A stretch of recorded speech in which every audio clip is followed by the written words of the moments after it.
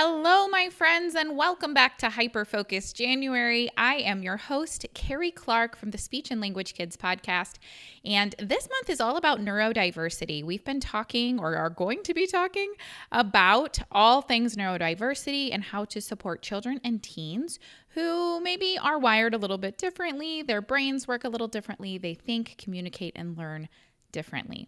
So for today, we are going to be focusing in on a skill that is showing up in our business as the biggest issue for children who are neurodivergent, and that is executive functioning skills. These are the skills we need to be able to get things done throughout the day. And this is an area where a lot of neurodivergent children struggle. So I'm going to be giving you some very practical tips today, along with some tools that you can use to help support neurodivergent children and teens in learning those executive functioning skills. Okay, so like I said, this is Hyperfocus January. I've decided to lean into my own hyperfocus and my own neurodivergence because I'm very excited about this topic of neurodiversity, and I want to explore ways that we can better support our clients and our students and our own children that are maybe struggling in some of these areas as well. So we are going to be talking throughout the month about the 4 things that neurodivergent individuals need. And this is one that I did a podcast on yesterday. So if you missed yesterday's podcast, go back and check that out. But specifically, we're talking about these 4 things that neurodivergent individuals need to thrive. And those things are regulation and safety. That's the first one. Communication, executive functioning skills, which we're talking about today, and then the ability to pursue a passion or to lean into their strengths in some capacity. So we'll be talking about this all month long. I'm going to be trying to do podcasts daily or at least several times a week. So you can kind of tune into the episodes that are relevant to what you're working on or what you need support with. But we're going to be talking today about that executive functioning piece. However, if you would like, we also have a new scorecard tool that you can use where you're going to just basically answer 16 questions about a child or a teen, and you will get a scorecard that shows you how they are doing in each of those 4 areas that I just mentioned. And then it will email you a custom report with specific suggestions for how you can provide more support and learning in the specific areas that they're struggling with. So that is super cool. You can go find that at slkscorecard.com. That's where we have that tool located. It is a free tool. You get the PDF for free. Very cool tool, so go check that out. But for those people who have already taken the scorecard, I've been looking at just the data that's coming in. And obviously, I don't have access to anyone's names. You don't even put names in the tool. So this is all HIPAA compliant. But the information that I'm getting is kind of the cumulative information. And I found it very interesting that the biggest area of concern across the board for kids, or I guess for people who have taken the scorecard for a child or a teen with a neurodivergency of some kind, is that area of executive functioning. That is showing up as the lowest area across the board. So I definitely see this as an area that we could find some great ways to provide supports. And my team is actually working on building some curriculums right now that you will be able to kind of just plug and play, grab those and use those to support the children that you are working with. So very exciting stuff coming. Okay, before we get too far, I do want to stop and just kind of talk about what is neurodivergence and what is executive functioning. So neurodivergent is the term that we use to just describe anyone whose brain is wired a little bit different.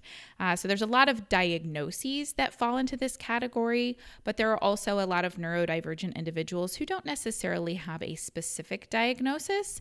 But some of the ones that we typically think of are autism and ADHD, but also any sort of communication differences or delays, any sort of learning differences or delays.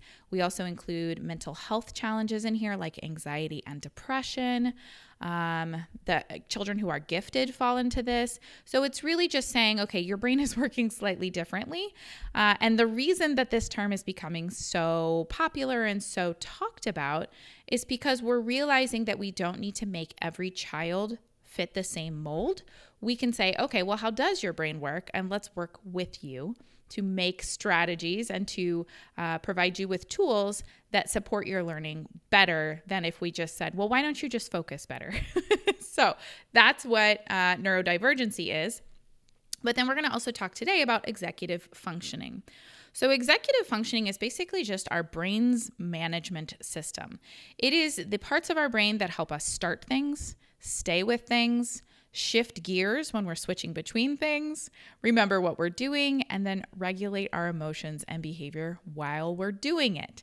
So these are skills that we as adults sometimes struggle with, especially if we are neurodivergent ourselves. It's skills that every child and teenager needs and has to learn as they're growing and developing. But the reason that we emphasize it with children who are neurodivergent is that this is an area that is most impacted by those differences in thinking and learning and communicating. And so if we can provide them with some better tools, then we can find different ways for them to do executive functioning that's more effective for their brain and the way their brain works. All right, so we're going to jump in. There are actually a ton of skills that all fall under executive functioning. If you Google this and search it up, you will find many different people making many different lists. And it's not that there's disagreement on this, it's that there's just so many individual discrete skills that fall into this bucket that it's hard to have just one system. So I have created 8 groups, 8 kind of categories of executive functioning based on the way I like to teach these skills. But this doesn't mean that this is the end all be all. If you have a different way that you like to organize the skills, totally fine. But here are the skills we're talking about. So number 1 is attention and focus. This is our ability to stay engaged with the right thing at the right time. I like to say that ADHD is not a deficit of attention, as it says in the name. It is more of a problem with regulating attention, because anyone who has worked with an ADHD child knows that they are really good at staying focused on the thing they want to stay focused on, such as their video game or that thing that they're super passionate about right now. It's really a matter of regulating the attention. So attention and focus is that area.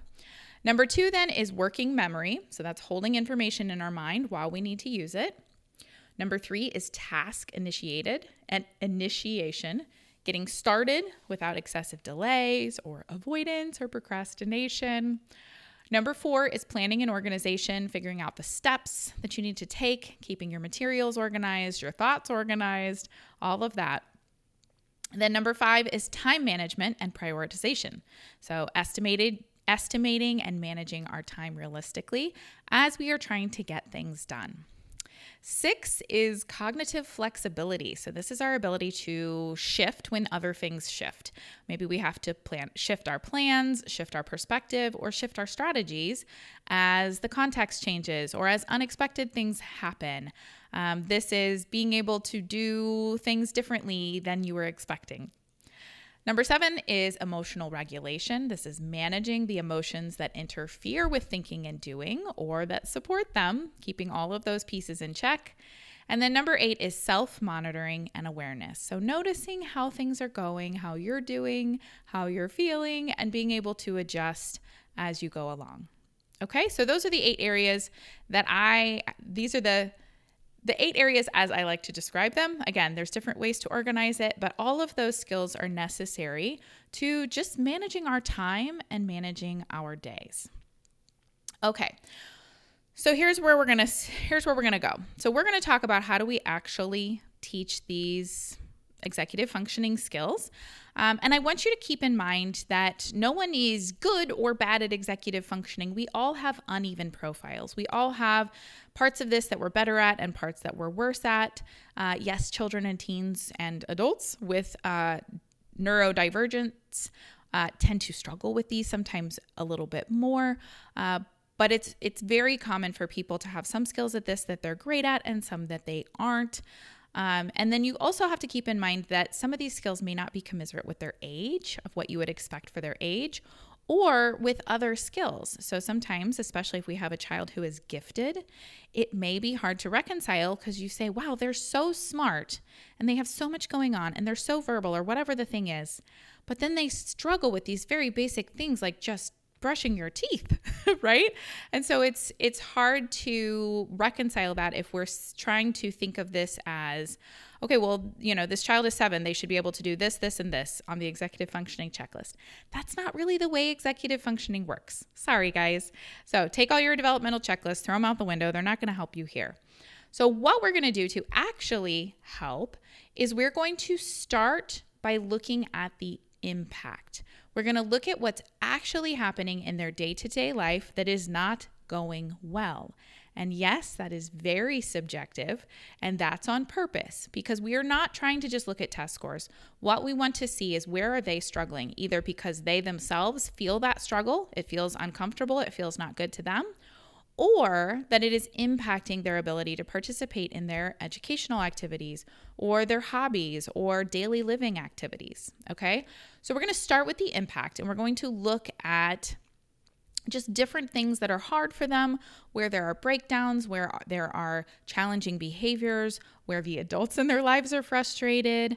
Any of those kinds of things are going to clue us into what kinds of executive functioning skills need support. Okay, it's not about what they should have for their age. It's about what's actually causing them problems.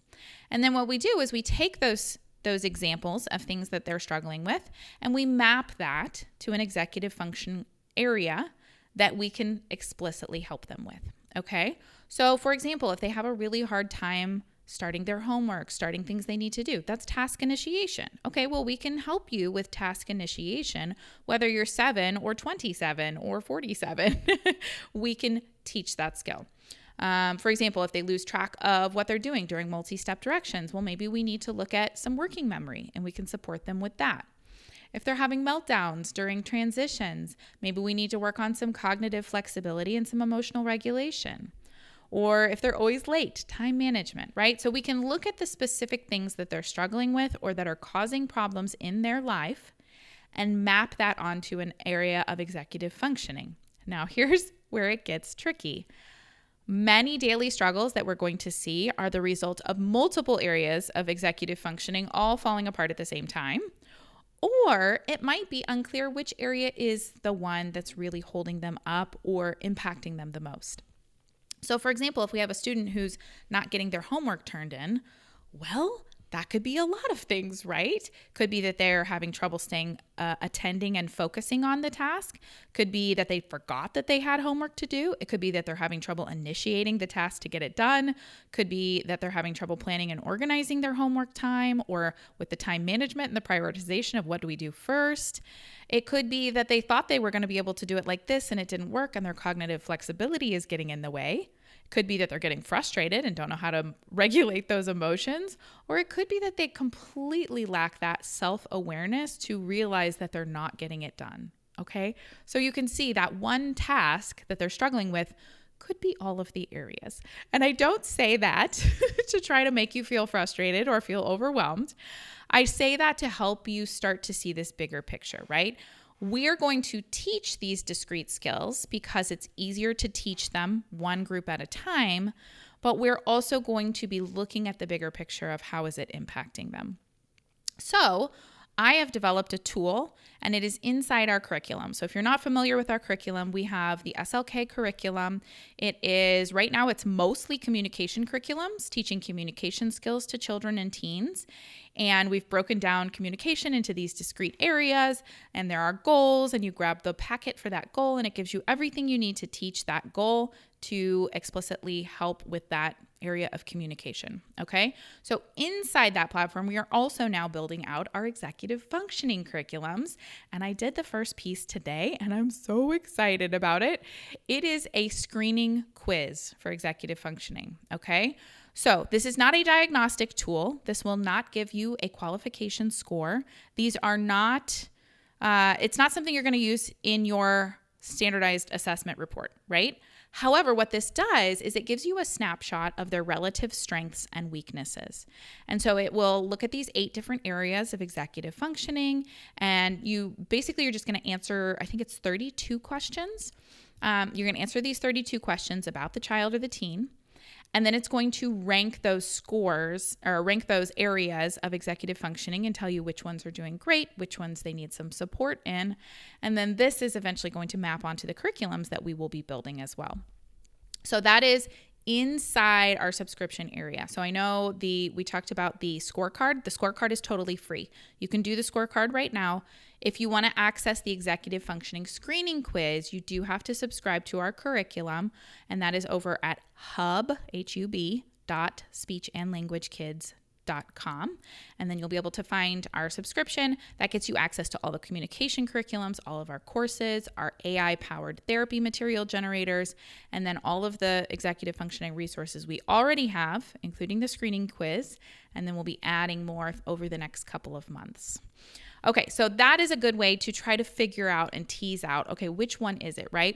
We gave the example of the homework, and we can't get the homework turned in. Well, why can't we get the homework turned in? The screening quiz is going to help you nail down which of those areas they're struggling with the most. And it could be that it's a lot of them, but it could be that you're able to kind of see some patterns and say, oh, we're really struggling with this one. If we could get this one figured out, then these other ones will be a little easier as well. Okay? All right. So we identify the areas that we think need the most support. And then we're going to work on actually teaching them the skills and strategies they need to support that area. So we're going to pick one at a time. But this is not going to be like my communication curriculums. In my communication curriculums, we are teaching you to master a skill, right? You don't know how to answer where questions? Great. I can teach you. Here's the steps. There's one way to answer where questions. It has to be a place because the question is where, right? We teach you this discrete skill. You can't just teach a child to focus better, right? You can't say, hey, just do better. Why doesn't your brain focus on that? Oh, because I don't know, because I'm neurodivergent. So we can't teach it quite the same way. So instead, when we're teaching executive functioning skills, we're going to teach them how their own brain works, right? So we're going to start with, okay, well, how does your attention work? What things do you have an easier time focusing on? Which ones do you not? What makes it harder? What makes it easier? And then we're going to shift to having specific strategies that we teach them to work with their brain instead of against their brain. So it's almost like providing accommodations and providing them external supports instead of giving them just try harder, right? We're going from try harder to work smarter. That's what we want to do. So let me give you some examples. So let's say that we have problems with working memory. Okay, well, what are some memory strategies that we can teach that will help them overcome that challenge or work with the way their brain actually works? Is it better to write it down? Is it better to have a visual checklist? Is it better to have a whiteboard? Oh man, whiteboards. I have so many whiteboards all over my office. I found some that were sticky from Post-it, and I just stick them everywhere because I love writing things on whiteboards. That does it for me. But other people have different strategies, right? So it comes down to working with that individual to figure out which strategies they like, which ones they don't. My own son hates writing things down. He'll come up with a list of strategy or of like homework items that he needs to do. And I'm like, great, let's write that down. So I write it down and then he has a meltdown because seeing it written out is too overwhelming for him. But he is a verbal processor and he loves to talk through it. So we're working on things like, okay, could you talk through it with ChatGPT and have ChatGPT remind you of the things that you need to do instead of having to write it down, right? So finding the strategies that work for their particular brain. Okay, another example, task initiation. If they're struggling to get started on a task, okay, what does make you excited to start a task? Is it turning it into a game or a challenge or a race? Just about any time my children are struggling to get something started, I say, I'll time you, and that's all it takes. And then they're off and they do it so fast, right? So again, it's not that they don't know how to initiate. It's not that they're unable to initiate. It's that they're only going to initiate if the conditions are right. And we need to figure out what those right conditions are for them and provide them the strategies and then teach them the strategies to use those things themselves. I do this too, right? I say, man, if this was a more novel task, I think I would be more willing to do it. And so I'm add some component to it that makes it novel and fun and weird for me, right? This is a strategy they can use the rest of their lives. All right, a few more examples. If it's time management, we can use visual timers, time blocking, countdowns. If it's planning, we can do backward planning. We can use visual checklists. We can have visual like props that you're using to kind of map it out, moving Post-it notes around on a wall, any of that kind of stuff. Emotional regulation, we could be working on finding, checklists and visuals and figuring out plans before those challenges happen. We can be giving them calming strategies. There's so many different strategies that we can teach to help them support those areas that they're struggling in, and to help them just figure out what works for their brain, okay? All right, so once we've picked an area, then we teach them the specific skills by figuring out what works for their brain. And then it's just a matter of practice and carrying it over to the real life. So we start with very controlled settings. We just practice these things during therapy. Then we can start moving those things out into the natural environment. We can put visual aids in place to help them remember to do it or to use the strategy more independently if it's something that takes a few steps. Lots of different ways that we can help them practice using it in controlled settings and then gradually move that over into the classroom, into homework time, social situations, hobbies, other activities. We can start to help them generalize those strategies. It's important during this phase that we expect inconsistency. It's not going to be perfect every time. Sometimes it's going to work, sometimes it's not. And that we know that this is going to continue to evolve over time and over the course of their life. The strategies that I use today to get myself motivated are not the same strategies that I used when I was 13. So we explain this to them. We explain your preferences are going to change. You're going to need different strategies. Maybe even next week, this strategy isn't going to work anymore because it's not novel anymore. It was fun last week and now it's not. Pick a new strategy, right? I'm a big fan of rolling a 20-sided dice and having a list of strategies that I'm picking from because that keeps it fun and novel, right? So many ways that we can do this. Okay, let's see. I think I've hit everything that I want. I'm looking over my notes because I need visual aids too. So this is the big picture, right? We are figuring out what they're struggling with, not what they should have by their age, but what they're struggling with. We're mapping that onto the specific executive functioning skills they're struggling with. Then we're figuring out how their brain works and teaching them the strategies that work with their brain. And then we're just helping them figure out how to do that in real life. That's it. That's how we teach executive functioning skills. Now, like I said, I am building out an entire curriculum that's going to go through that process with you and with your clients or your students or your own children. So all of that is coming hopefully very soon. But this is the big picture and this is how we do it. And then if you'd like to pop in and look at our screening quiz for the executive functioning, or access any of our other curriculums. We do have one for emotional regulation and self-advocacy.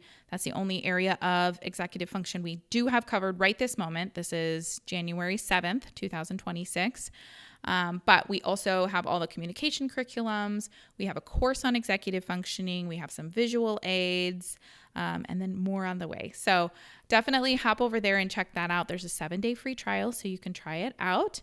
And then if you want to take the neurodivergent and thriving scorecard, remember that's going to rate a child in 4 different areas: communication, executive functioning, regulation, and leveraging strengths.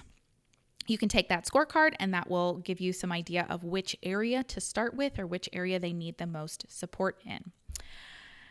Okay, I think that's it for now. I'm going to wrap it up. I will see you again either tomorrow or the next day for our next podcast episode on neurodiversity. Also join us on social media. I'll be posting on there a bunch as well because I am so jazzed to get this information out to everybody and to help create these tools, create these worksheets, create these processes to help you support the neurodivergent children and teens in your life. Thanks so much for listening, and I'll catch you next time.